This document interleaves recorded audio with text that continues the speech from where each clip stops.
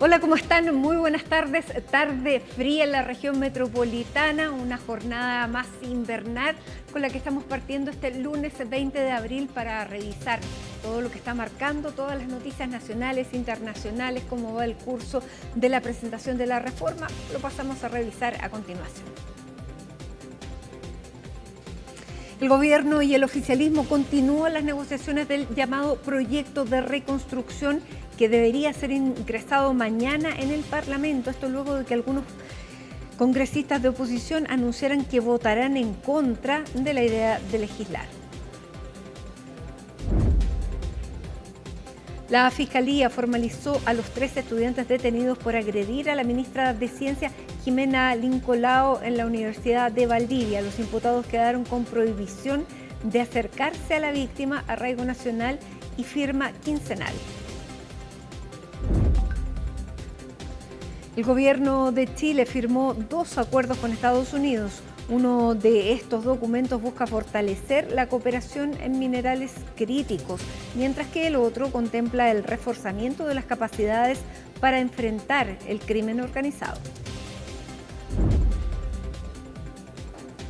El presidente de los Estados Unidos confirmó que el alto al fuego con Irán termina el miércoles por la noche y aseguró que es muy improbable que se extienda sin un acuerdo. Se espera que el vicepresidente J.D. Vance salga de Estados Unidos el martes para viajar a Pakistán y participar en una última ronda de conversaciones. Sin embargo, desde Teherán aseguran que no hay planes por ahora.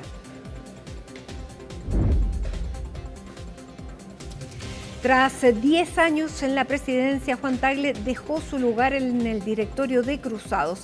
Este lunes se realizó la Junta de Accionistas, donde el dirigente oficializó su salida del club, con el que consiguió 9 títulos, además de la construcción del nuevo estadio. Matías Claro, hasta hoy vicepresidente, asume su lugar en la institución.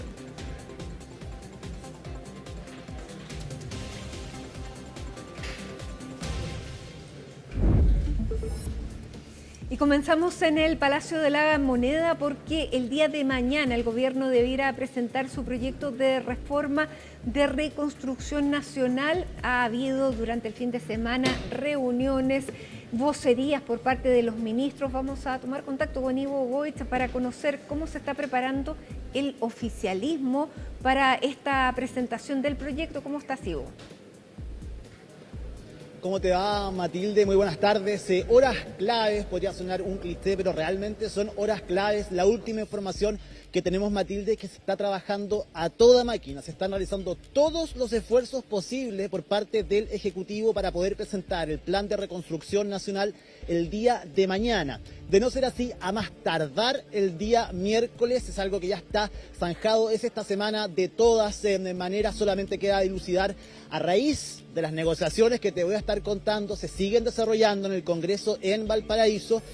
Podrían finalmente dar la fecha certera si es que va a ser el día de mañana, como pretende el Ejecutivo, o a más tardar el día miércoles. Hasta hace pocos instantes conversaba con algunas fuentes importantes de los ministerios que están a cargo de las negociaciones y me dicen que están trabajando efectivamente a toda máquina y realizando todos los esfuerzos posibles para que sea mañana.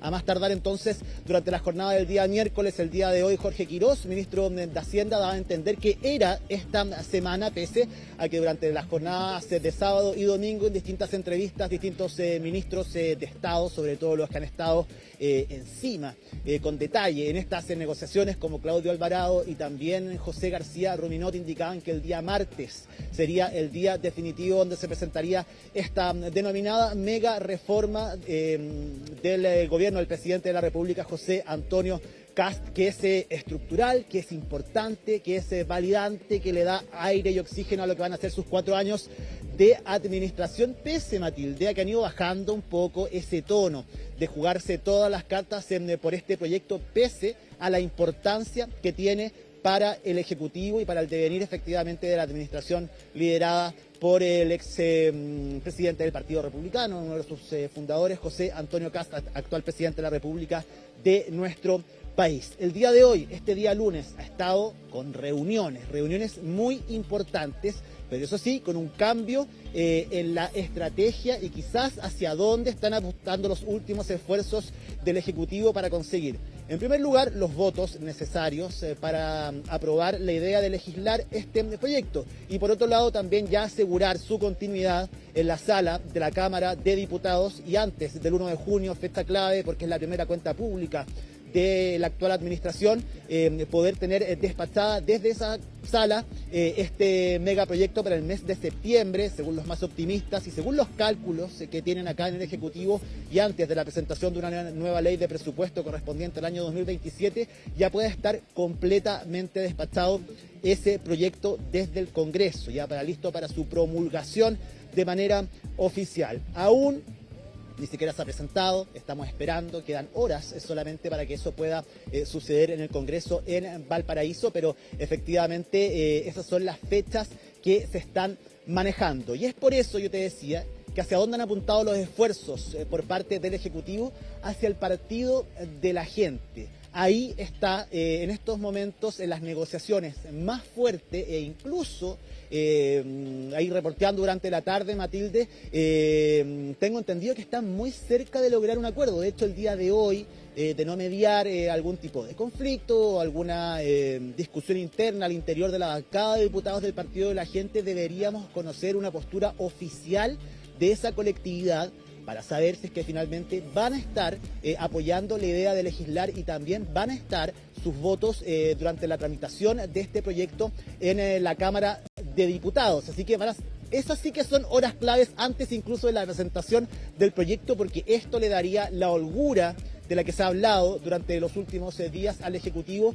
para poder aprobar este proyecto en su idea de legislar y posteriormente también, luego de su tramitación, es otro escollo ese, poder aprobarlo para que salga de la Cámara de Diputados. Si lo llevamos a números, hemos sido majaderos en decir que se necesitan 78. Con 78 votos se tiene la mayoría para lograr la idea de legislar el Ejecutivo y el actual oficialismo. Si solo juntamos al oficialismo en pleno, es decir, los partidos que componen la fuerza de apoyo del presidente José Antonio Kast, más el Partido Nacional Libertario, suman 76 votos. Si sumamos que públicamente el diputado Cristian Contreras, quien pertenecía hasta hace algunos días a la bancada del Partido de la Gente, ya ha hecho público que él va a aprobar la idea de legislar, son 77. Y ahora, si se logra un acuerdo en general con la bancada del Partido de la Gente, llegaría ese número, Matilde, a 90.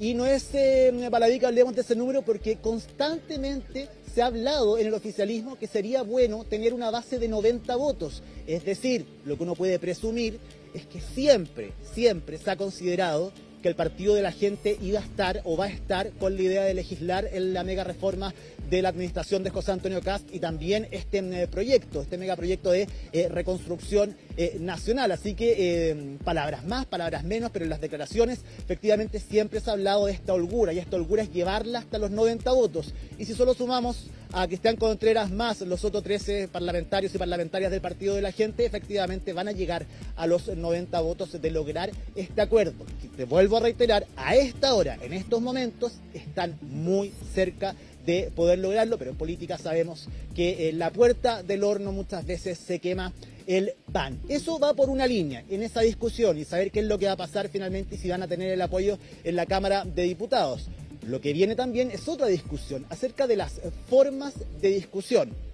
Es un hecho que el gobierno va a presentar esto como un todo, como un gran proyecto, con las 40 medidas. Pero el día de hoy, el presidente de la Cámara de Diputados, Jorge Alessandri, ha dicho que efectivamente él está por enviar ciertas materias específicas de este proyecto, luego de ser ingresado, luego de estudiarlo con un grupo de abogados, a distintas comisiones, algo que le han solicitado también desde la oposición e incluso algunos miembros oficialistas al Congreso, pese a la idea que tienen de ingresar esto como un todo. Bueno, están las facultades en la Cámara de Diputados efectivamente para que esto pase por distintas comisiones, pero ojo, no es que pase por distintas comisiones, que esto se eternice en el debate, sino que también con esa misma facultad que existe en la Cámara de Diputados, se le pueden poner plazos específicos a esas discusiones e incluso realizar comisiones mixtas, juntar en la comisión, por ejemplo, de Hacienda y Economía, de Hacienda y Medio Ambiente, de Hacienda y Educación, dependiendo efectivamente de los temas que se traten, las materias que se traten y que se decidan finalmente verlas particularmente en cada una de estas comisiones. También todo eso está por verse una vez que ingrese este proyecto, pero ya esta definición hecha por Jorge Alessandri da cuenta de la intención que existe al menos dentro de la Cámara de Diputados de que sin eternizar el debate, efectivamente se pueda dar un debate dentro del Congreso. Hablamos el día de hoy con Jorge Quirós, ministro de Hacienda, quien ha liderado muchas de estas reuniones, que en el día de hoy estuvo en el Comité Político ampliado, hablando de esta situación a puertas de la presentación de este proyecto importante para el Ejecutivo en el Congreso, y también con el ministro de Obras Públicas, Martín Arrau. El MOP es un ministerio que evidentemente depende de la inversión, depende de estos recursos, del crecimiento económico. También para ellos es fundamental, dicen, poder aprobar un proyecto de esta envergadura. Quiero que pasemos a escuchar cuáles son las posiciones desde el Ejecutivo a puertas entonces de la presentación de este megaproyecto. Lo vamos a presentar esta semana. No quiero identificar el grupo en particular, partido en particular, yo creo que están todos invitados a aprobarlo. Este es un proyecto que aumenta la tasa de crecimiento, aumenta el empleo, sobre todo de todos los chilenos. Es un apoyo enorme a las empresas de menor tamaño. Significa una inyección de caja mensual a un gran porcentaje, más de 200.000 pymes, todos los meses. Bueno, en el proceso de conversación del proyecto en la misma Cámara, en el Senado, siempre salen nuevas ideas y siempre se pueden poner indicaciones. Revisemos efectivamente las propuestas. Son propuestas que son brutalmente significativas para generar empleo, crecimiento e inversión. Lo veo no solamente del Ministerio de Obras Públicas, que efectivamente está muy contento por varias de estas medidas porque agilizan proyectos con estabilidad regulatoria, con estabilidad de la normativa ambiental, en fin, sino que también para el país. Cuando damos la posibilidad de que haya más capital para invertir, esa inversión va a las empresas que generan más empleo, más inversión. Cuando el país crece, cuando Chile crecía al 5 o 6%, había empleo. Hoy día, cuando llevamos muchos años creciendo en promedio al 2%, efectivamente tenemos cerca de 800.000 compatriotas que no logran pillar empleo. Así que miremoslo con altura de miras, con argumentación técnica más que los eslogan, y yo creo que efectivamente los que lo hemos revisado nos damos cuenta que todas estas medidas confluyen a una sola cosa: generar empleo formal. Ivo, durante este fin de semana vimos el despliegue, tú lo decías, de varios ministros, de los ministros políticos del gabinete. Estamos viendo también ahí al ministro Arrau. Hay dos cosas. ¿Qué asidero tiene también este concepto que se ha buscado instalar desde la oposición de las dos almas del gobierno, una representada por el ministro Quirós y otra por los ministros políticos del gabinete, que son Alvarado y García? Sí, en ese sentido han tratado de bajarle el perfil a ese perfil, efectivamente, valga la redundancia, que se ha hecho entre el comité político, el rol que ha cumplido Jorge Quirós a partir del 11 de marzo, pero también las negociaciones, lo más aterrizado, podríamos decir, en materia política, de poder socializar las medidas, de poder llegar a acuerdos, y ahí ha tenido un rol fundamental Claudio Alvarado y José García Ruminot. Lo cierto es que las entrevistas, al menos, Matilde, de este fin de semana, el despliegue final, podríamos decir, previo a la presentación del proyecto, han descartado desde el Palacio de la Moneda que existan discrepancias, que existan dos almas. Dicen que es un equipo que trabaja de manera mancomunada, que se escuchan, que toman decisiones en conjunto. Quedó claro, o semiclaro, si es que queremos ser bastante concretos, la semana pasada, porque cuando se reunieron el jueves por la noche, Claudio Alvarado, José García Ruminot y Jorge Quirós, se terminó con este dilema acerca de la gratuidad, si es que iba a estar o no dentro de este proyecto. Posterior a eso hubo sí un par de discrepancias, porque Jorge Quirós había dicho algo solo horas antes, durante ese día jueves, haciendo la bajada de la cadena nacional del presidente José Antonio Kast. El día viernes, finalmente, José García Ruminot le pone fin a ese dilema, dando a conocer que en una conversación entre ellos tres, efectivamente, se decidió tomar esa medida. Por otro lado, la vocera reafirmando las palabras de Jorge Quirós. En ese sentido, claro, quizás falta como un poco de afinidad en lo comunicacional. Más, lo que han descartado, Matilde, es que existan diferencias entre ellos.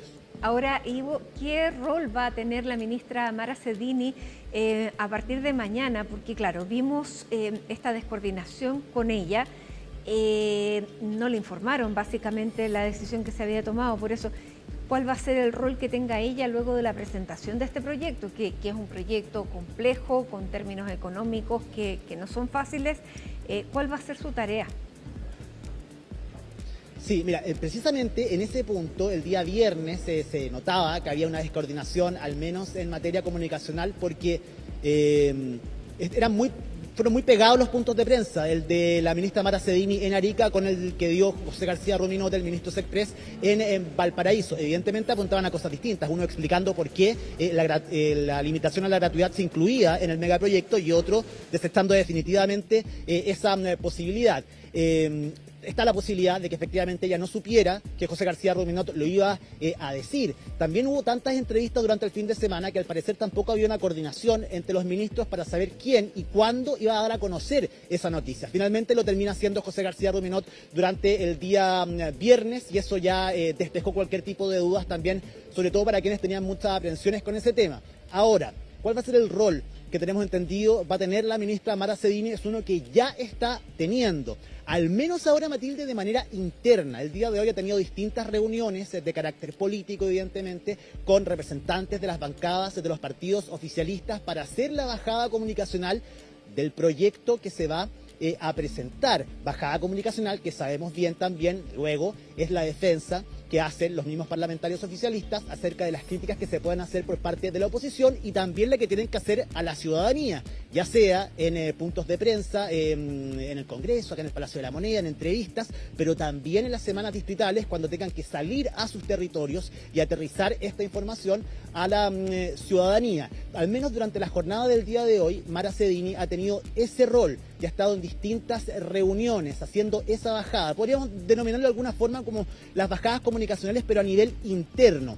No hubo vocería el día de hoy. Va a haber vocería, es muy probable durante la jornada de mañana, en la previa al ingreso al proyecto, en el caso de que sea así. Y después de eso va a haber un rol de ella y de otros ministros también, pero a nivel país, a nivel nacional, porque van a tener que desplegarse nuevamente para hacer las bajadas y las explicaciones necesarias a la ciudadanía de este proyecto. En eso está la ministra Mara Cedini. Evidentemente la vocera de gobierno va a tener un rol fundamental en hacer estas bajadas, en explicarle a la ciudadanía, en dar entrevistas, en puntos de prensa y en simplificar efectivamente qué significan estas 40 medidas para que todos las puedan entender y defender también, Matilde, hay que decirlo, este proyecto que es fundamental para el Ejecutivo. Así que en eso están hoy por hoy. Vamos a ver desde mañana ya su despliegue de manera pública a través de las vocerías y para qué decir, evidentemente, una vez que se presente este proyecto. Dicho eso, Matilde, yo te decía, lo del PDG es clave. ¿Qué es lo que están esperando a esta hora? Se reunieron en una reunión de almuerzo la bancada del Partido de la Gente con José García Ruminot. Están esperando una respuesta del Ejecutivo, una respuesta que se va a dar durante las próximas horas. Luego de eso van a dar a conocer, no en un punto de prensa, al menos eso nos han confirmado desde prensa del Partido de la Gente, sino que a través de un comunicado probablemente la postura final del Partido de la Gente. Donde están esperanzados, dicen que están toman estas reuniones con un buen tono, creen que el gobierno ha escuchado parte de sus requerimientos, que estos pueden ser incluidos dentro de este proyecto y eso haría, evidentemente, abre la puerta para los apoyos que necesita el Ejecutivo y también para zanjar la postura definitiva del Partido de la Gente, al menos en la idea de legislar, pero evidentemente también si se agregan estos proyectos es más fácil que ellos también puedan aprobarlo más adelante. ¿Hacia dónde apunta el PDG? Con la reposición del FUT, este FUT 2.0, que no hay que entenderlo de esa manera, efectivamente, pero que Franco Parisi ha dado a conocer y también parte de su bancada, también la rebaja del IVA a los medicamentos, la reducción de la canasta básica, la eliminación del impuesto a los pañales y a los adultos mayores también. En esos conceptos son medidas que han repetido el día de hoy y que dicen al parecer el gobierno ha hecho oído y más de alguna de ellas se podría acoger por parte del Ejecutivo, y eso, Matilde, abriría un nuevo escenario y le daría la holgura y la tranquilidad a la actual administración para lo que viene y el trámite legislativo en el Congreso. Juan Marcelo Valenzuela, jefe de bancada del Partido de la Gente, habló el día de hoy luego de la reunión con el ministro secretario general de la Presidencia, José García Ruminot, y esto fue lo que dijo. Vimos apertura respecto a lo que nosotros hemos puesto sobre la mesa, vimos disponibilidad de poder recoger estos temas y nos dijeron que en el transcurso de la tarde no iban a tener noticias. Lo único que podemos decir que esperamos desde la clase media, desde la bancada que representa al chileno de a pie, esperamos que esas noticias de parte del gobierno sean positivas y puedan considerar aquello que hemos puesto sobre la mesa. Las medidas que nosotros hemos puesto sobre la mesa son públicas y las que podemos reiterar son aquellas que se conocen, que tienen que ver con el food mejorado o el food 2.0, por supuesto que tiene que ver con la devolución del IVA de los pañales y de los medicamentos. Ahí escuchábamos entonces, Matilde, la expectación también que existe hasta ahora por parte del Partido de la Gente en cuanto a una respuesta que debería dar el Ejecutivo durante la jornada del día de hoy. Veremos si es así y si se definen finalmente sus apoyos. Eso es clave, finalmente ahí está la bisagra, la llave que abre esa puerta de los votos que necesita, y con eso no necesitaría el apoyo de la actual oposición, que se ha puesto verdaderamente en pie de guerra contra este proyecto, anunciando ya desde distintos partidos el rechazo a la idea de legislar, y algunos incluso para poder llevar esto a hacer reserva de constitucionalidad y al final de este trámite poder llevarlo al Tribunal Constitucional. Vamos a estar hablando de eso también. Antes escuchemos a las voces oficialistas, dos presidentes de partidos que también están muy esperanzados de que este trámite se realice con celeridad antes del 1 de junio, salga de la Cámara de Diputados y en el mes de septiembre poder tener despachado este proyecto de reconstrucción nacional. Escuchemos a los presidentes de la UDI, Guillermo Ramírez, y también Andrea Valladares, presidenta de Renovación Nacional. Mientras antes se apruebe, antes se empiezan a ver los efectos. Yo tengo la impresión de que hay una parte de la oposición que no está dispuesta a legislar. Y eso va a quedar en evidencia cuando voten en contra de la idea de legislar. En su mundo ideal esto se debería caer y se debería rechazar cuando voten la idea de legislar. Así que lo que digan ellos respecto del plazo nos tiene sin cuidado, salvo que estén dispuestos a votar a favor de la idea de legislar. Ahí podríamos reconversar los plazos. Si hay un anuncio a priori de llevar el proyecto al Tribunal Constitucional, eso demuestra de que aquí no hay disposición al diálogo y que estamos frente a una oposición que quiere negarse a todo. No solamente el gobierno es responsable de que a Chile le vaya bien, la oposición también. Todos tenemos que poner a Chile primero. Hoy día lo que se está opinando es más bien de trascendidos, el proyecto esperamos ingrese esta semana y por eso creo que durante las próximas semanas tenemos el desafío de contarlo, explicarlo y efectivamente que las personas puedan entender que va a beneficiar a la gran mayoría de trabajadores en Chile. Efectivamente, quienes hoy día han anunciado que se van a negar a la idea de legislar sin conocer el texto, me parece que no es lo adecuado. Creo que el llamado a todos los sectores políticos es que en los próximos días conozcamos el proyecto final y que desde ahí generemos un debate que permita finalmente legislar para que a Chile le vaya bien. Ahí escuchábamos entonces a las voces oficialistas, Matilde, y quiero hablar de dos temas ahora que son importantes. Uno que hemos dejado de lado, pero que también tiene una negociación paralela, que es la situación de las pymes actualmente. Las distintas asociaciones de pequeñas y medianas empresas han tenido reuniones también con partidos políticos, con el Ejecutivo, han dado a conocer cuáles son sus principales inquietudes. Hay varias de estas propuestas que están incluidas en esta mega reforma que les hacen sentido, que saben que los apoyan, pero hay un punto en específico que desde las pymes quieren que se incluya en este proyecto. En estos momentos, el impuesto transitorio de las pequeñas y medianas empresas llega a un 12,5%. Recordemos que eso cambió y bajó en periodo de pandemia, y eso se extendía en el tiempo hasta el año 2027. Desde ahí subiría nuevamente un 15%, y en el año 2029 esto podría llegar hasta el 25%.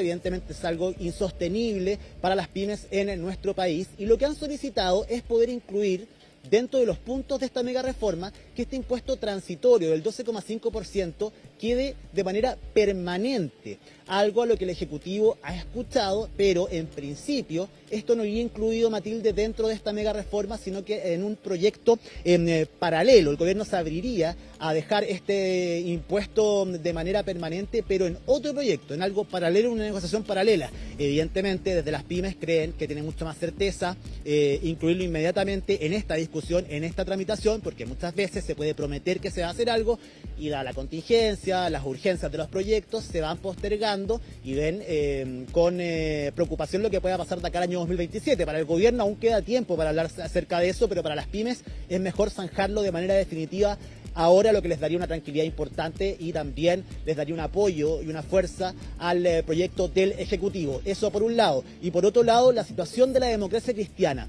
Partimos este despacho, Matilde, hablando de por qué el gobierno enfocó finalmente todos sus esfuerzos al partido de la gente. Porque hasta la semana pasada, desde la democracia cristiana, también se hablaba de apoyar la idea de legislar. Entonces se hablaba que desde el PDG y desde la ADC el gobierno había tenido acercamientos muy importantes para los votos restantes que le faltaban para la tramitación de este proyecto. El día de hoy hubo un cambio radical en la postura de la democracia cristiana.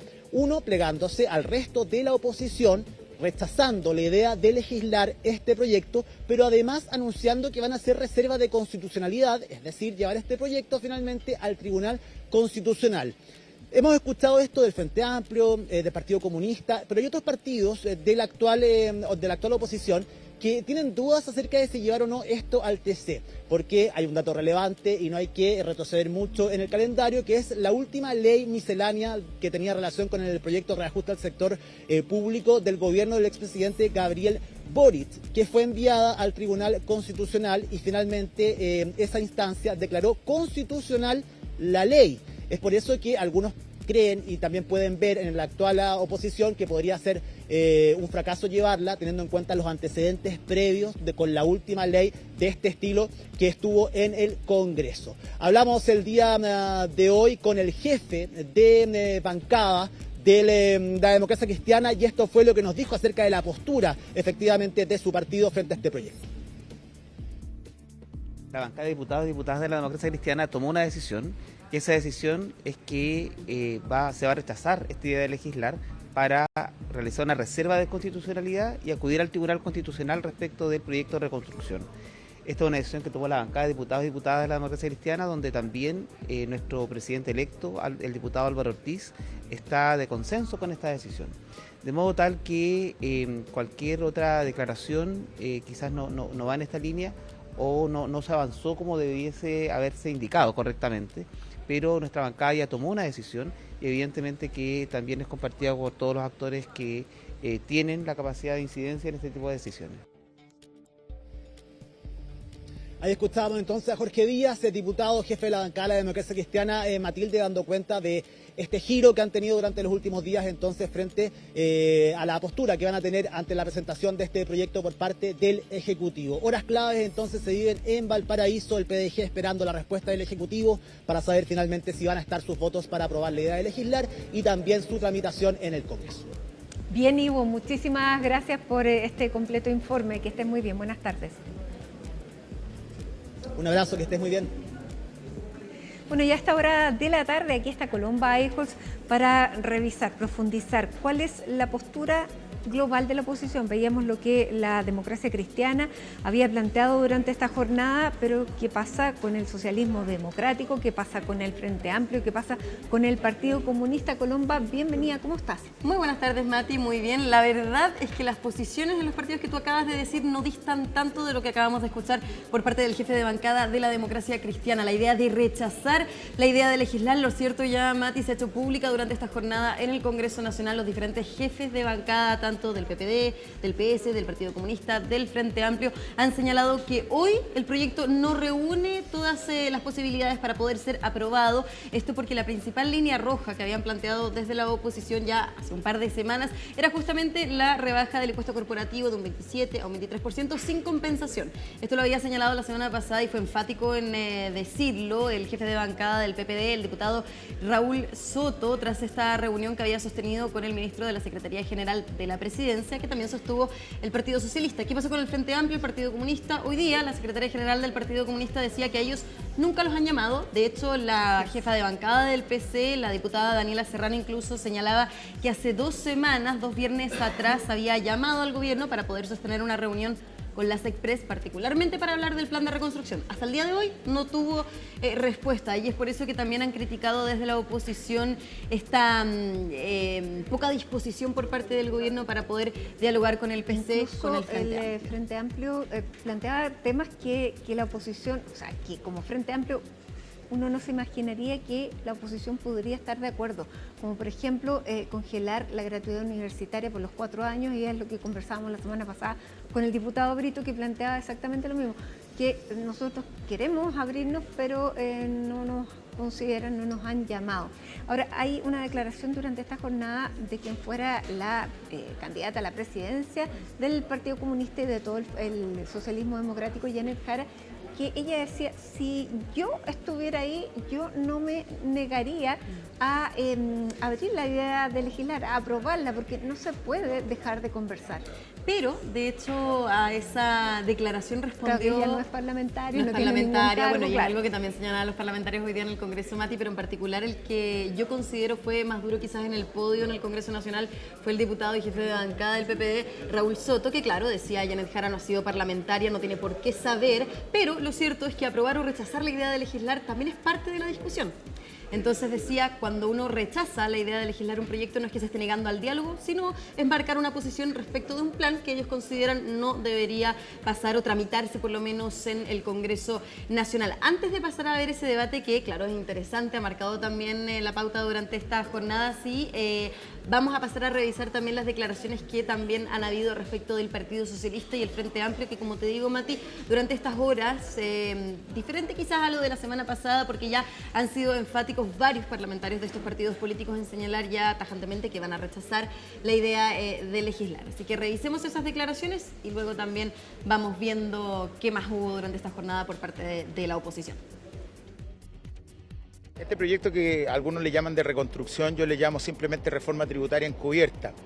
Y tiene algunas complicaciones. Yo, sin negarme, por supuesto, a conversar, quiero señalar que el principal problema que existe es que esta es una ley miscelánea. No es que uno se niegue a conversar, lo que nosotros lisa y llanamente queremos es que se converse bien, que se legisle tomando todas las posiciones, que pase por todas las comisiones por donde tiene que pasar y que también se separe respecto de cosas que estamos, por supuesto, ya no a aprobar, pero la idea matriz que dice relación con bajar el impuesto a los más ricos, sin duda que a nosotros nos pone en contra. Nosotros vamos a rechazar el proyecto si se plantea todo junto y más aún si se plantea solo el ingreso a través de la Comisión de Hacienda. No conocemos el proyecto. Cuando se vota en general, se votan las ideas matrices, que no conocemos hoy día. Si hay un proyecto, no siquiera sabemos si el gobierno lo va a presentar todo junto o va a abrirse a separar el proyecto, que es lo correcto. Por lo tanto, si es que el proyecto viene todo junto y mezcla peras con manzanas y mezcla un regalo a los súper ricos con temas de reconstrucción, con temas de beneficio a la clase media u otros temas, nosotros vamos a rechazar porque no corresponde pasar gato por liebre con un regalo a los súper ricos. Claro, gato por liebre es finalmente lo que han planteado por parte de la oposición respecto de lo que es este proyecto. Por eso, como bien explicaba nuestro colega Ivo desde La Moneda, algunos parlamentarios ya han planteado la idea de llevarlo al Tribunal Constitucional por la cantidad de medidas que engloba este plan de reconstrucción. Ahora, las declaraciones de la ex candidata presidencial Janet Jara no solamente hicieron ruido en la oposición entre también sus compañeros de partido, sino también en la ex candidata presidencial del PPD, Carolina Toá.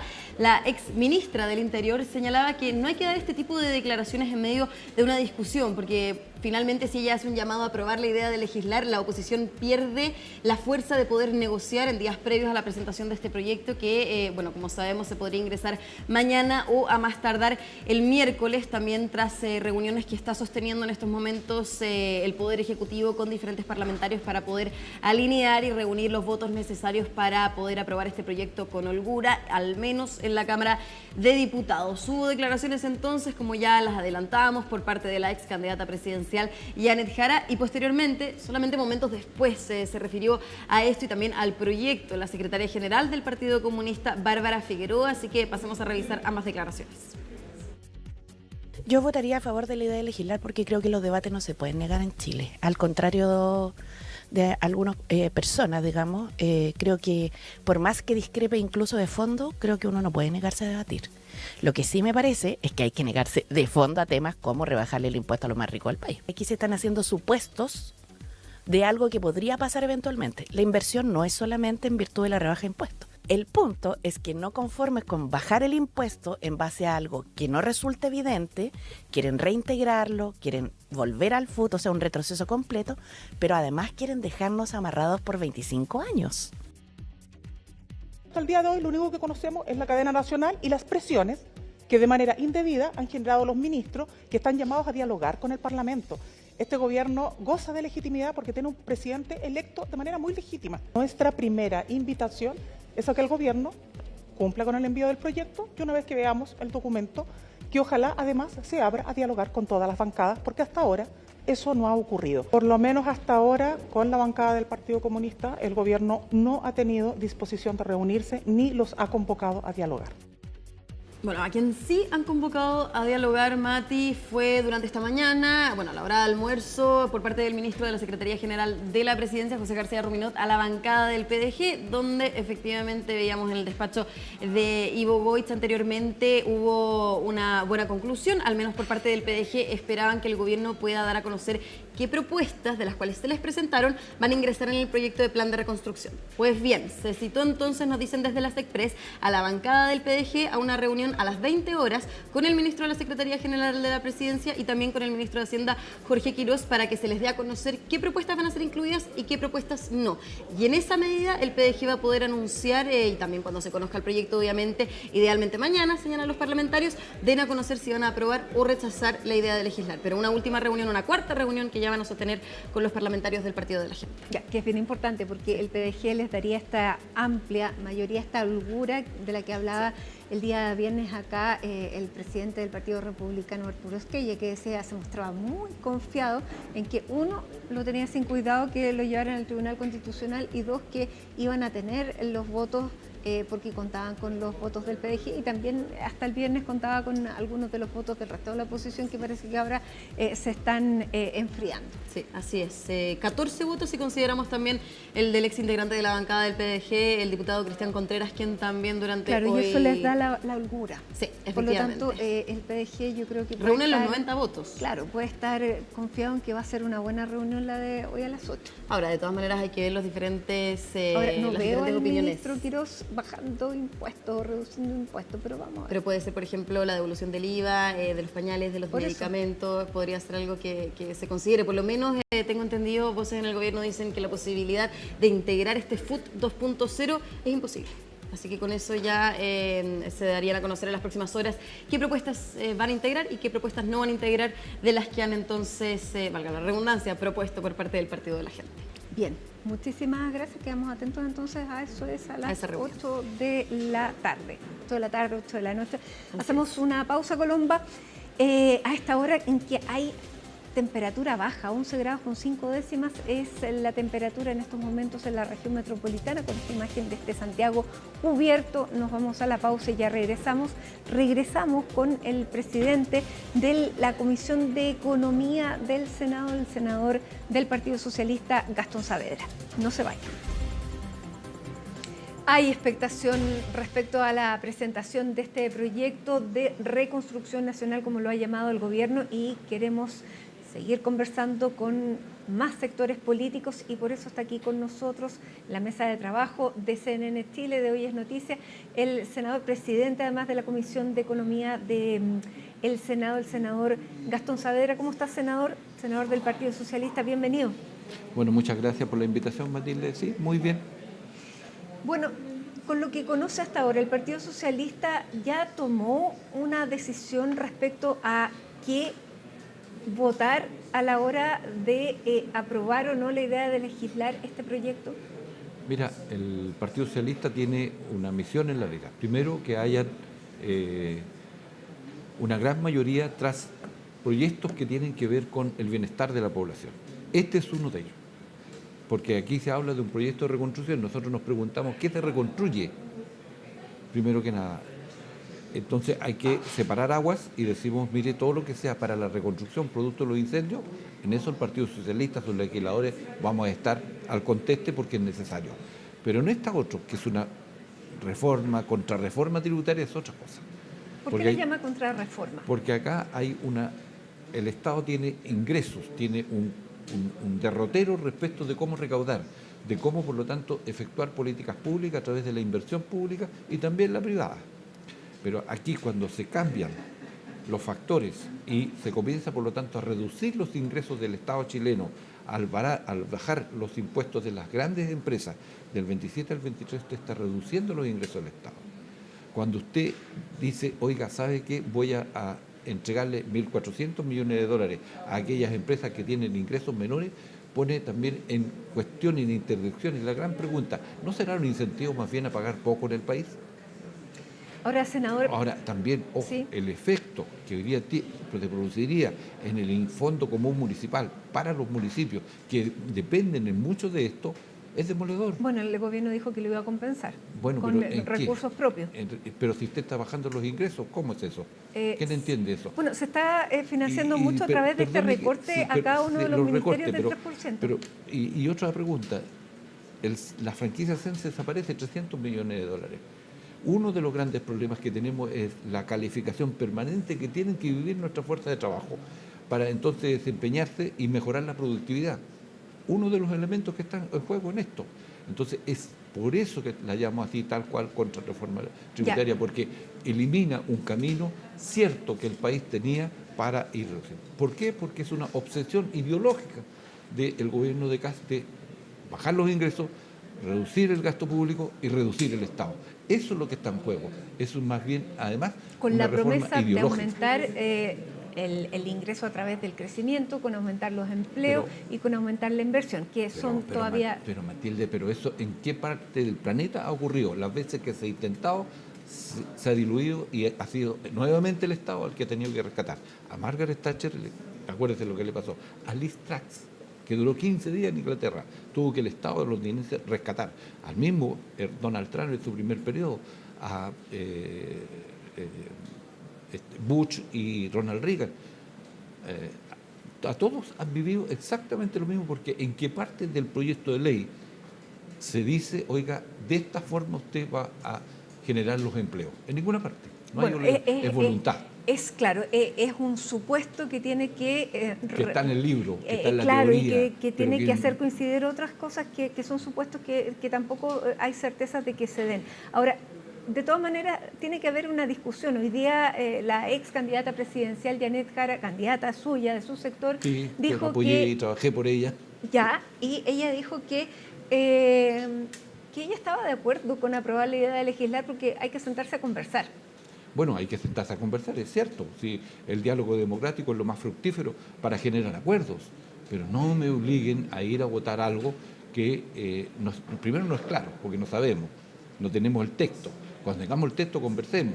Hoy día no está. Entonces, aventurar, oiga, tiene que usted por obligación votar. Sí, pero en esas condiciones no. Yo prefiero que conversemos y después entonces arribemos a un acuerdo y vamos dando certeza respecto de qué cosas son las que queremos para el país. Ahora, cuando el gobierno cuenta con... separar el tema, reitero, de las emergencias. Sí, vamos a hablar de eso, pero desde el punto de vista político, cuando el gobierno ya tiene los votos aparentemente, porque el Partido de la Gente ha conversado reiteradamente, hoy día se van a reunir nuevamente a las 8 de la noche con el ministro, incluso el ministro Quiroga, el ministro de la SECPRES, y ahí tendrían 14 votos que les da una amplia mayoría. Por lo tanto, haberse negado a conversar o a aprobar, en definitiva, no los pone en una posición de una oposición obstruccionista. Cuesta. Mira, el Partido de la Gente tiene que responderle a los ciudadanos, como ellos mismos lo dicen, a los de a pie. Tienen que, reitero, despejar el tema de la gratuidad. Porque cuando se dice... mire, van a 12 años posterior al egreso de la enseñanza media. ¿Pero eso no quedó más despejado durante 12 el fin son de semana? 30 años, pues. Pero es que ya dijeron que eso no entraba en el proyecto. Bueno, entonces, pero sí esas eran las cosas que planteaban. Pero lo Segundo, quitaron ¿qué iba a pasar con la pequeña y mediana empresa? Que subirían del 12,5, que el régimen, que terminan en un año o 2 años más, subirse al 25 y si eso es lo que genera más empleo en el país, entonces tiene que explicar también el partido de la gente las decisiones que tome al país. Cuando o la franquicia Sense que desaparece, si eso es brutal, eso es impedir, además porque tenemos muchos chilenos que no tienen la educación o el proceso educativo completo y que a través de sucesivas aplicaciones y aprestos van logrando habilidades y competencias para participar de los procesos productivos. Eso es muy grave cuando se dice. Entonces ellos también tienen una responsabilidad política de explicarla. No basta solo con un fútbol mejorado, un fútbol 2.0, como acabo de escuchar a un personero político del Partido de la Gente. ¿Qué es lo que es eso? ¿Quién entiende Ahora, senador, eso? el Partido Socialista se sentó a conversar con el gobierno. ¿Qué salió de esa conversación? Nosotros no hemos conversado con el gobierno. Pero se sentaron a la mesa la semana pasada a conversar, se interrumpió la conversación porque había una votación de por medio, después se siguió. ¿Qué fue eso? Es con los parlamentarios, nada, con los diputados son aproximaciones, pero no ha habido ninguna conversación en serio que se vaya punto por punto desmenuzando todo esto y arribando a acuerdos. Y eso suele hacerse porque desde el oficialismo dicen que, por ejemplo, la reforma previsional no se hizo eso. ¿Cómo que no se hizo? Yo estuve en la comisión de trabajo, estaba el senador Coloma, que era representante de la UDI. Pero previamente no se negoció punto por punto.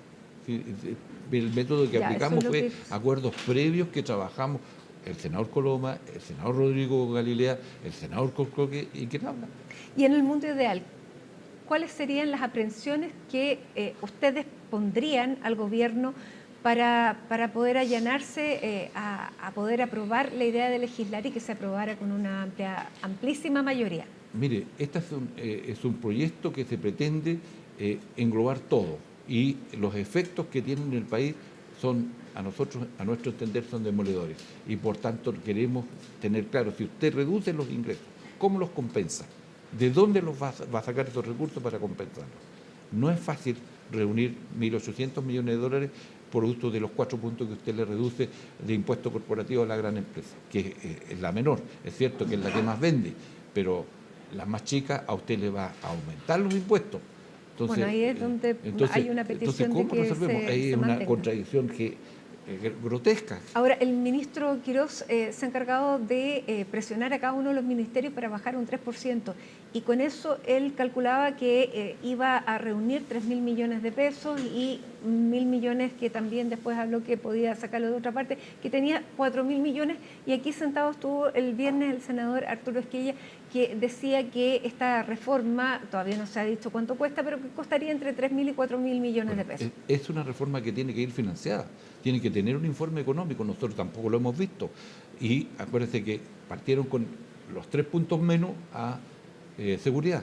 ¿Y qué pasó después de esto? Tuvieron que retroceder y volver a reponerlo. Entonces hay una dificultad cuando porque el presupuesto, no se olvide que el presupuesto de la Nación lo aprobamos todas las fuerzas políticas que estamos en el Congreso. Sí. Y eso fue a final de año. Además, con 2 ejes, responsabilidad fiscal y responsabilidad social. Y además creciendo un 1,7 del PIB, muy moderado, muy en serio se presentó este proyecto. Esos recursos están. Y si usted va a dejar afuera, ya, bueno, seguridad quedó, pero educación tiene que resolver problemas. Y tiene que no puede quitarle plata a educación. ¿Le va a quitar plata a salud? ¿Le va a quitar plata a vivienda? La ministra hoy día dijo que estaba la ministra de Salud que estaba conversando con Hacienda. Pero sí, pero tiene que explicarle al país dónde van a reducir esos ingresos, porque esos ingresos impactan duramente a la sociedad chilena. Ahora, senador, ¿es verdad que hay que sentarse a discutir en serio la forma de que el país crezca, que se generen empleos, de que se salga de esta tasa del 8% del desempleo, que se supere el 2,5% de crecimiento? ¿Cómo se hace? ¿Cuál es la propuesta? ¿Y qué rescata usted de lo que hemos sabido que se va a presentar? Mira, tenemos crisis en algunas regiones. A ver, se ha venido concentrando todo lo que el crecimiento de la inversión. De hecho, el gobierno del presidente Gabriel Boric crece la inversión en 13%. Ya, no, por tanto, aquí no vengamos que estamos recién llegando a nuevas inversiones. Hay más inversión en el país. Pero ¿dónde está? Está concentrada en la minería. Usted tiene 16 regiones. ¿Qué pasa con las otras 15 o las otras 12 regiones en donde todo lo que es minería está a la baja? ¿Qué es lo que pasa con mi región del Biobío, en donde se cerró Huachipato y tenemos 400.000 hectáreas por reforestar que fueron quemadas por los incendios? ¿Qué pasa con la logística? ¿Qué pasa con los planes de construcción naval? Bueno, Entonces, senador, pero también, ¿qué pasa conversar. si no se aprueba con la reconstrucción en su misma zona? Es que el proceso tiene que... A ver, hay que crear un fondo de la reconstrucción. Y en eso el voto de todos nosotros va a estar. Porque entendemos que el país está expuesto a catástrofes. Se nos va a reventar un volcán, se nos va a caer un cerro, se nos va a salir un río, O sea, de todo. eso tiene que ser permanente. De todo. Pero para eso hay que generar un fondo agregado a gestión de riesgo y desastre. En términos permanentes tener ese fondo. Eso vamos a estar. Ahí, y allí entonces hay que reajustar y seguramente ingresos para dotarlo de los recursos Ya, que pero se el requieren. gobierno no quiere separarlo. Es que va a tener que separarlo. Porque si no, no... Mire, ¿usted cree que aprobándolo ya van a tener los votos para la evaluación en general y después en particular? Ya, pero con los votos del PDG pueden sacar esta reforma. Es que después hay que tratar punto por punto, pues. Sí. Y ahí, si el PDG no quiere votar alguna de los... yo te reitero, el PDG está disponible para entregarle 4 puntos, 1.800 millones de dólares a la gran empresa en Chile. Dígalo al país, pues. Que lo diga su líder. ¿Estoy disponible para eso o no estoy disponible? Es una explicación que se la debe al país, no a nosotros, al país. ¿Cómo se crean los empleos? Es otra de las materias, porque allí dice, no, que va a haber crecimiento y se van a generar empleo. Bueno, ¿cuál es empleo? ¿En dónde? ¿En qué sector de la producción y los servicios de Chile se van a crear esos empleos? La construcción, por ejemplo, porque quitándole el IVA a las viviendas nuevas y probablemente prorrogando eso mismo a viviendas usadas de menos de 6.000 UF. ¿De cuánto? De 8.000 UF hacia arriba. ¿Ya? Y esas viviendas ya están. Esas viviendas no hay que construirlas, están ahí. Y por tanto, ¿quiénes van a comprar? ¿Quiénes van a ceder al crédito en los bancos?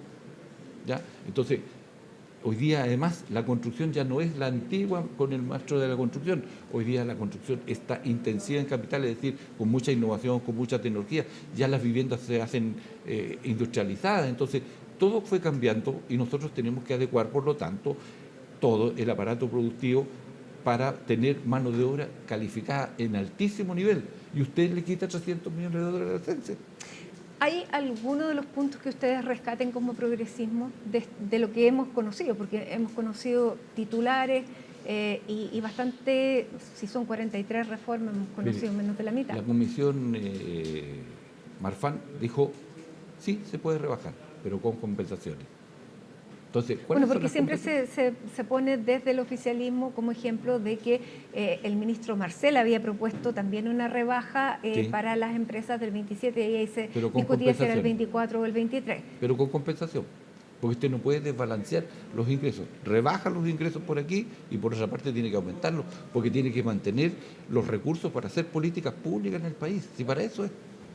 Ahora, siempre se compara con la OCDE, pero ¿es comparable la OCDE? Es comparable, pero en igualdad de sistema integrado con sistema integrado, desintegrado con desintegrado, o semi-integrado. El nuestro tiene que compararlo con aquellos que tienen el mismo sistema nuestro, es decir, Australia, Nueva Zelanda, México, no sé, todos ellos tienen más o menos lo mismo que nosotros. Si usted lo compara con otros, claro, van a tener menos, pero nosotros tenemos. Bueno, pero son países donde el impuesto a las personas es muy alto. Por ejemplo, pero también se vive mejor y se paga bien. Exactamente. Y aquí no es el caso. Exactamente. Ahora, ¿echa de menos algo contra la evasión o la elusión? No hay en ninguna parte ninguna cosa. Porque va a haber, como se dice típicamente, con la disculpa de los que no están viendo sus casas, echa la ley, echa la trampa. Aquí hay verdaderos especialistas en esa materia de elusión y evasión. Ya. Y lo más probable es que vuelvan a efectuar todo lo que son los métodos para poder seguir evadiendo y seguir eludiendo. Antes que se me olvide, hay un cuarto o un quinto premio a aquellos que sacaron los recursos del país. Pues. ¿Vamos a volver a premiarlo? Ahora, senador, yo le decía, hay que sentarse a conversar en serio sobre cómo generar las condiciones del país para volver a crecer, sobre todo cuando estamos viendo que producto del alza de los combustibles la gente no lo está pasando bien. Y la va a seguir pasando peor, porque para eso estaba el MESCO, que es un mecanismo, no es un fondo, y eso había que aplicarlo. Si a nosotros nos tocó como gobierno el ingreso, acuérdese, $115 el barril de petróleo, no era menos que eso. Y hubo que hacer un ajuste brutal del 23% y se salió adelante. Y aquí se le traspasó a la mesa finalmente de todos los chilenos el costo de la medida que tomó el presidente Kast en conjunto con su ministro de Hacienda. Ahora, durante la discusión de la reforma previsional se puso el ejemplo de que trabajó un comité de expertos, También. Sobre todo con el Senado. Sí. ¿Usted estaría de acuerdo con que se creara un comité transversal como trabajó para la reforma previsional y que fuera llevando los contrapesos también de la discusión con una mirada tal vez más lejana? Es que eso, el que tiene la palabra aquí es el presidente de la República, porque él tendría que guardar su bandera sobre de lo que está, a mi entender, de rebajar los ingresos del Estado a través de los impuestos, reducir la inversión pública y achicar el Estado. Creo que tiene que dejar eso de lado. Eso ya fracasó, a mi entender. Por lo menos el 72% parece que no está de acuerdo con las medidas. Por lo tanto, a partir de eso, entonces sentarnos a conversar en la pregunta que usted me ha hecho reiteradamente. ¿Cómo te instalamos en Chile, en el siglo XXI, un modelo de desarrollo capaz de entender que tiene que cuidarse, pero hay que usar los recursos que la naturaleza, que Dios, que el Altísimo Hacer, que el Gran Maestro, en fin, nos dieron, pero que tenemos que no solamente extraerlo, ¿por qué no pensar en agregarle valor de una vez por todas? Y al mismo tiempo desarrollar innovación tecnológica y, por lo tanto, instalar un modelo sustentable que permita que también tengamos capital humano, ¿cierto?, actuando, y eso es un proceso educativo y formativo de eso. Lo han hecho otros. No estoy repitiendo nada nuevo. Y en tercer término, también, por supuesto, ahí va a haber crecimiento económico para poder distribuir. Ya, ¿por qué no hemos visto un despliegue mayor por parte de la oposición con respecto a propuestas? Porque nos quedamos con el eslogan de que esto es una reforma que beneficia a los ricos. Sí, es verdad. Pero eso, sí, pero es un poco pobre para la discusión. Sí, es muy básico tal vez, pero es lo que le estoy planteando. Entonces, hay que hacer este esfuerzo rápidamente con todos nuestros centros del pensamiento que tenemos, los diferentes partidos, eso está, y es la tarea que tenemos que hacer. Pero previo a eso, tenemos que tener la capacidad de tener un gran acuerdo político entre todas las fuerzas políticas del país, sea de oposición o oficialista, para entender que estamos en un escenario no buscado por Chile, que es una guerra, ¿ya?, de Trump y su aliado estratégico Netanyahu en Israel, en contra de Irán. Eso significa lo peor para el país. Bueno, eso significa eso, que tampoco se puede garantizar es que empresas vayan a querer invertir porque el crecimiento en Chile no solamente depende de lo que estamos haciendo nosotros, sino que depende del marco mundial, y el marco mundial está presionado. Sí, es cierto, pero por lo mismo, si usted tiene unidad nacional para enfrentar una situación como esta, un escenario bélico, un escenario en que no solamente le encarecen los insumos, sino que también los fletes. Porque alguien se ha preguntado al revés, ¿cuánto nos cuesta ahora transportar una tonelada de cobre hacia China? Nos vale más caro, por tanto nos margina menos. Y eso es un punto que también hay que enfrentar. Ahora, por eso hablo, si se quiere instaurar el diálogo democrático para establecer un gran acuerdo nacional, es tiempo a lo mejor de intentarlo. Ahora, ¿cómo está viendo usted como senador la discusión política en el Senado? Porque nosotros hasta ahora habíamos visto al Partido Republicano desde un sector opositor que era bastante confrontacional. Lo vimos también en la segunda discusión de hecho, no votaron a favor de la reforma de la Constitución. Pero hoy día siempre se dice, o sea, ya cuando le toca usar la escoba a ellos, se tienen que abrir a hacerlo de otra manera. ¿Usted ha visto esa apertura? Hasta la hora no hemos tenido esta apertura. En muchos momentos solo malos tratos y el abuso, diría yo, de una mayoría que la ciudadanía le entregó para que se gobernara bien el país. Y eso no ha ocurrido en este mes y algo. ¿Cómo ha visto este mes y algo de gobierno del presidente José Antonio Kast? En errores sucesivos, que creo que las encuestas están hablando que la ciudadanía ya no, hay la pérdida de confianza, a mi entender, es el elemento más grave que le ocurre al presidente Kast.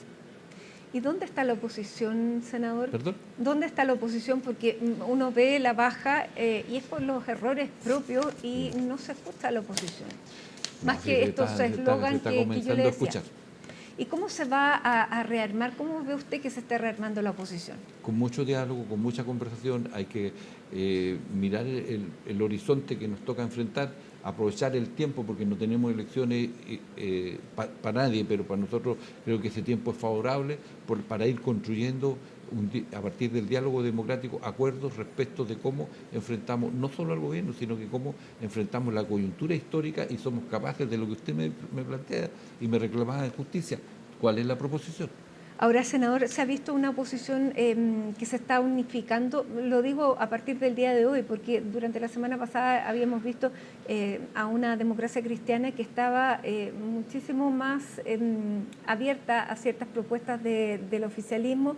Hoy día la hemos visto en una postura bien cerrada, como no habíamos visto hace muchísimo tiempo la democracia cristiana, que se opone a la idea de legislar y que quiere llevar el proyecto al Tribunal Constitucional.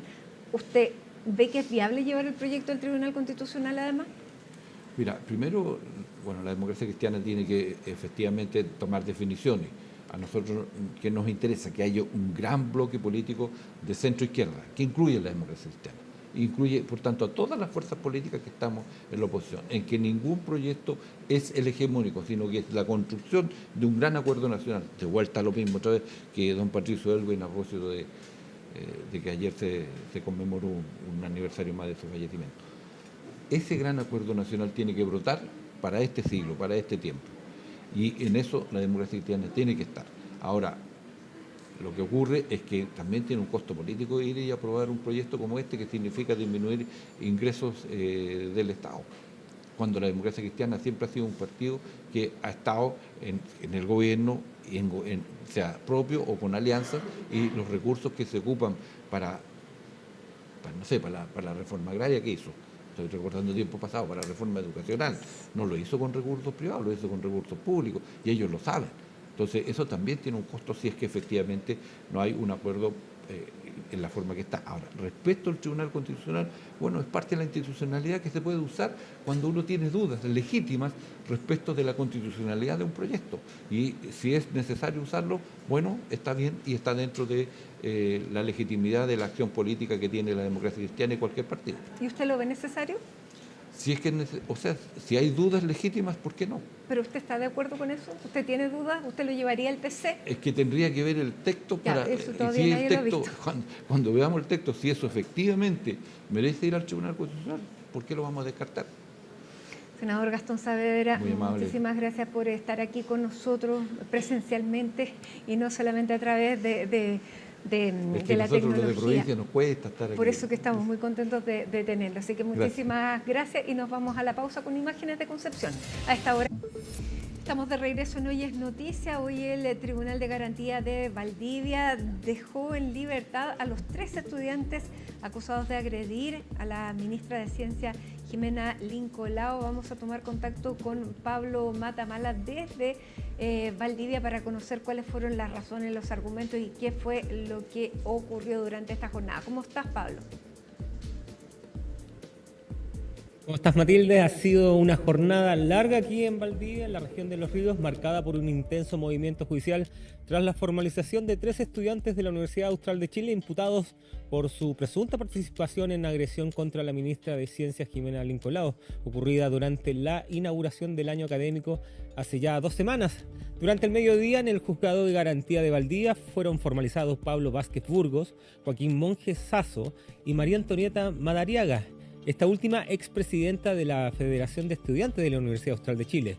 Según los antecedentes del Ministerio Público, la agresión incluyó ataques físicos y verbales contra la secretaria de Estado, además de incidentes con personal de seguridad y daños a un vehículo policial. En este caso, que ha generado repercusión a nivel nacional durante las últimas 2 semanas, comenzó temprano esta jornada con las detenciones realizadas por la Policía de Investigaciones. Un elemento clave fueron los registros audiovisuales de las agresiones, desde donde se extrajeron fotogramas que permitieron identificar a los presuntos involucrados. Pasamos a revisar declaraciones de Marcelo Contreras, prefecto de la prefectura, Macrozona Sur de la PDI. Durante el desarrollo de esta investigación y el levantamiento de diferentes imágenes que circularon por redes sociales y las aportadas por diferentes testigos, se logró determinar la identidad de 3 imputados, 2 de ellos varones y una mujer, antecedentes que le permitieron al Ministerio Público solicitar las respectivas órdenes de detención y de entrada de registro. Las diligencias realizadas fueron principalmente desarrolladas y dirigidas al análisis de redes sociales y fotografías aportadas por testigos, lo que en definitiva permitió, como indiqué, concluir la participación de estos 3 estudiantes de la Universidad Austral en los delitos que afectaron el día 8 de abril del año en curso a la ministra de Ciencias y Tecnología, Jimena Lincolao. ¿Qué pasó en la audiencia de control y formalización? El magistrado Pablo Yáñez declaró legal la detención, señalando que el procedimiento se ajustó a derecho y no vulneró garantías fundamentales. En la formalización, el fiscal Daniel Soto detalló que los hechos configuran el delito de atentado contra la autoridad, contemplado en los artículos 261 y 262 del Código Penal, en calidad de autores y en grado de ejecución consumado. Además, desde el Ministerio de Seguridad, el abogado querellante José Joaquín Pizarro respaldó la gravedad de los hechos y solicitó la medida cautelar de prisión preventiva. Por su parte, la defensa argumentó que se trata de estudiantes sin antecedentes penales con trayectoria académica regular, solicitando medidas cautelares menos gravosas y descartando la necesidad de prisión preventiva. ¿Qué resolución emitió el magistrado Pablo Yáñez? El tribunal desestimó la prisión preventiva solicitada por la querellante, en este caso el Ministerio de Seguridad, así como también el arresto domiciliario nocturno solicitado por la Fiscalía. Pasamos a revisar declaraciones tanto de la Fiscalía de Valdivia como de la Defensoría Penal Pública. La Fiscalía el día de hoy ha formalizado investigación en contra de 3 imputados por el delito de atentado contra la autoridad. Los imputados formalizados en la audiencia se les atribuyó participación en estos hechos en calidad de autor, de que cada uno desplegó diversas acciones tendientes a acometer a la ministra.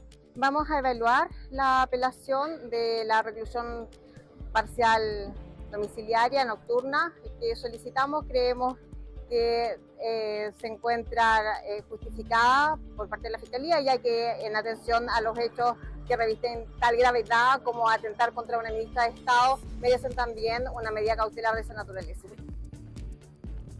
Importante mencionar que por un tema de proporcionalidad nos parecen atingentes las medidas cautelares que se han decretado, es decir, el arraigo nacional, la prohibición de acercarse a la víctima, a su lugar de trabajo y domicilio, y la obligación de firma cada 2 semanas en un recinto de Carabineros de Chile. Van a seguir insistiendo en la inocencia, obviamente, aparte de lo que indicaba el querellante. Lo que pasa es que hay una discrepancia en la forma de entender qué tipo de delitos se tratarían estos hechos. Más allá de discutir inocencia o culpabilidad, lo que queremos acá es buscar una solución que, conforme, nuevamente digo, a la proporcionalidad del hecho, justifique una salida diferente de un juicio y de una eventual sentencia condenatoria.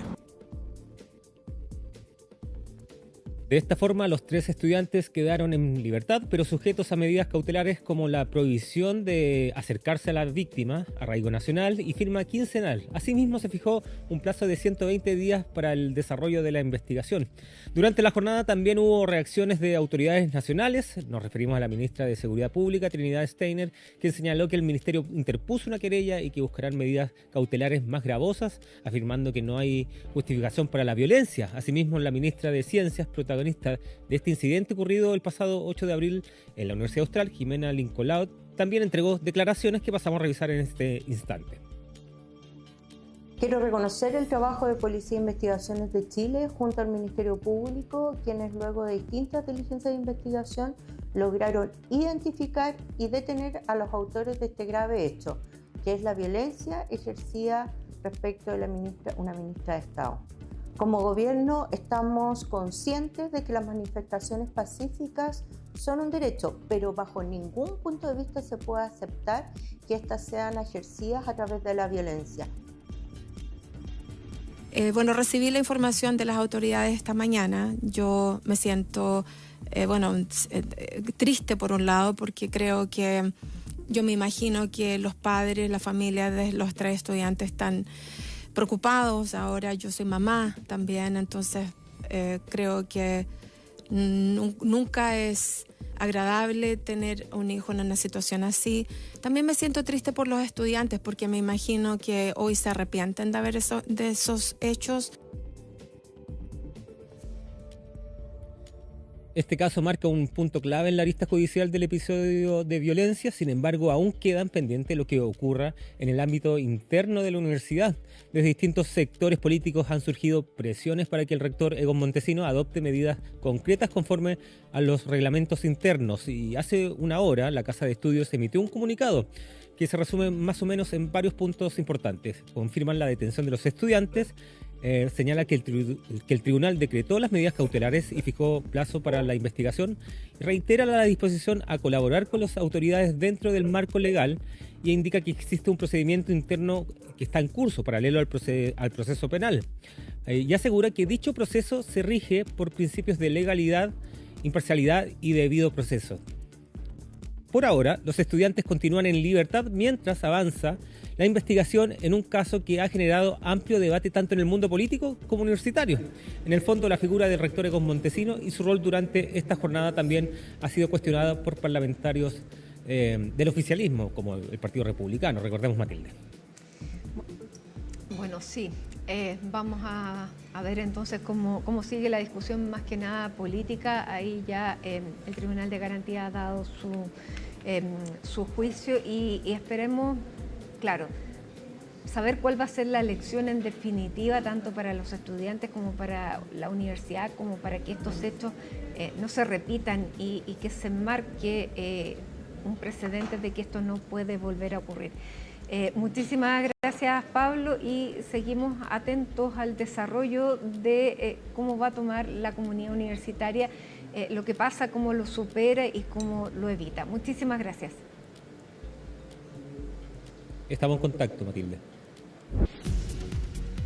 Estamos de regreso. Les contamos que los gobiernos de Chile y de Estados Unidos firmaron 2 acuerdos, uno en materia de minería, otro de seguridad, y Sebastián Riz nos va a contar de qué se trata cada uno. Muy buenas tardes, Sebastián. Buenas tardes, Mati. Claro, durante esta mañana se llevó a cabo la firma de 2 nuevos acuerdos entre el país norteamericano, Estados Unidos, y nuestro país, Chile. Todo esto fue en el Ministerio de Relaciones Exteriores durante esta mañana, en donde participaron distintas autoridades de nuestro país, el embajador de Estados Unidos también en nuestro país y algunas autoridades del país norteamericano. Se trata de 2 nuevos acuerdos, uno en materia de seguridad, específicamente en la Policía de Investigaciones, y otro que tiene que ver con tierras raras, con los minerales críticos que hay en nuestro país.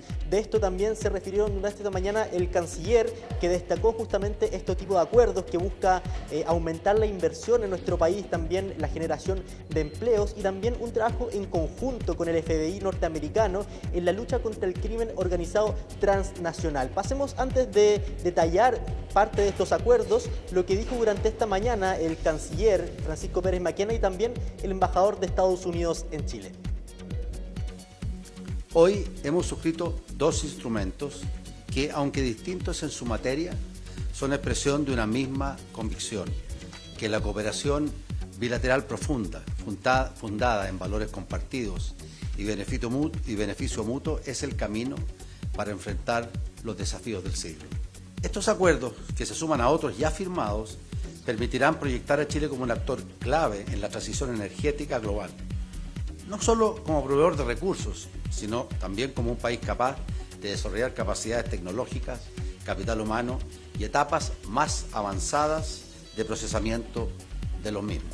El presidente Kass basó su campaña presidencial en 2 prioridades para el pueblo de Chile: fortalecer la seguridad y crecer la economía. Estados Unidos está aquí para ayudar a cumplir estas metas. Estos acuerdos ayudarán al gobierno a fortalecer la capacidad de la policía para combatir el crimen organizado y aumentar la inversión en Chile.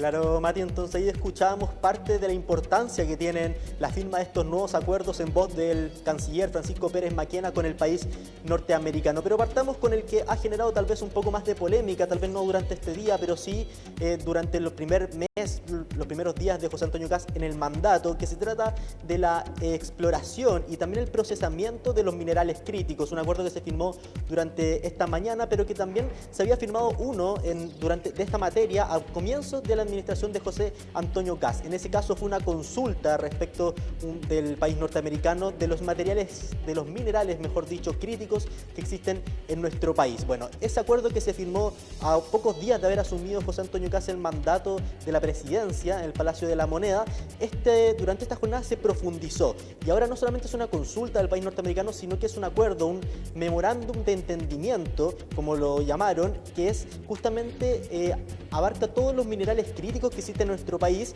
y la inversión que va a generar el país norteamericano en nuestro país para la exploración y también el procesamiento de estos minerales. Así que también pasemos a escuchar parte de lo que comentaba esta mañana el viceministro de Economía y Minería, Daniel Mas, respecto a este tema. La firma de este memorándum de entendimiento con Estados Unidos es un nuevo paso para proyectar a Chile como un actor clave en la transición energética global, potenciar nuestra inserción internacional y generar condiciones para atraer nuevas inversiones. En un contexto global donde los minerales críticos adquieren una relevancia creciente para industrias como la electromovilidad, Chile está actuando con visión estratégica. Claro, Mati, ahí te comentaba entonces la importancia que tienen estos elementos, estos minerales críticos para la creación de nuevas tecnologías. Pero también se firmó otro acuerdo durante esta mañana que tiene que ver en materias de seguridad. De eso también participó la ministra de Seguridad Pública, Trinidad Steiner. En concreto se trata de una inversión que realizará el país norteamericano en nuestro país de $1 millón, en específico a las policías de investigación. Ya había un acuerdo entre nuestro país y el país norteamericano desde el año 2001, con inversión del país justamente de Estados Unidos, pero que esta inversión iba hacia Carabineros y también a la Policía de Investigaciones. Este nuevo acuerdo va solamente a la Policía de Investigaciones, $1 millón que se utilizará para la compra de vehículos, para tecnología, etcétera, y que también contará con capacitación de parte del FBI de Norteamérica justamente para la lucha contra el crimen organizado transnacional, para erradicar justamente bandas como el Tren de Aragua, los Chota, los Pulpos, que se han infiltrado durante estos últimos años en nuestro país, y justamente este acuerdo va en la lucha, en la cooperación entre el FBI norteamericano y la Policía de Investigaciones para desbaratar a estas bandas delictuales que afectan a nuestra región. Pasemos a escuchar justamente lo que comentaba durante esta mañana la ministra Trinidad Steiner respecto a este nuevo acuerdo y a esta nueva inversión de $1 millón que realizará el país norteamericano a la Policía de Investigaciones. Este acuerdo significa 3 cosas importantes para Chile. Primero, Chile pasa a jugar en la primera línea internacional contra el crimen organizado. Segundo, el FBI respalda a Chile porque ve un socio serio y efectivo y por el prestigio de nuestra Policía de Investigaciones de Chile. $1 millón adicionales en cooperación e inteligencia compartida. Tercero, fortalecemos nuestra capacidad de anticipar el delito.